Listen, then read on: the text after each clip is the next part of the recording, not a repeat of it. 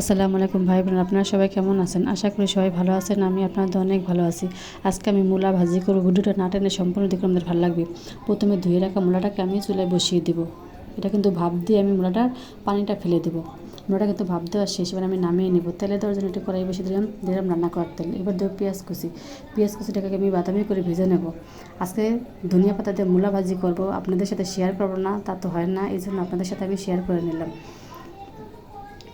এবার দেবো সামান্য হলুদের গুঁড়ো দিয়ে নাড়া দিয়ে দেবো পেঁয়াজটাকে তো ভাজা শেষ। এবার আমি ভাপ দেওয়া মূলাটা পেঁয়াজের উপরে দিয়ে দেবো, দিয়ে পেঁয়াজের সাথে মূলার সাথে ভালোভাবে মিক্স করে নেব। এবার দিব কটা কাঁচামরিচ দিয়ে নাড়া দিয়ে দেব। এই শীতে কিন্তু ধনিয়া পাতা দিয়ে মূলা ভাজির স্বাদটা কিন্তু অন্যরকম। যারা খেয়েছেন তারা জানেন, আর যারা না খেয়েছেন আপু যেভাবে ভাজি করি এইভাবে খাবেন। খাওয়ার পর কমেন্টে জানিয়ে দেন মূলা ভাজিটা কেমন হয়েছে। এবার ধনিয়া পাতা দিয়ে ধনিয়ার সাথে মূলার সাথে ভালোভাবে আমি মিক্স করে নেব। এবার দেবো স্বাদ মতো লবণ।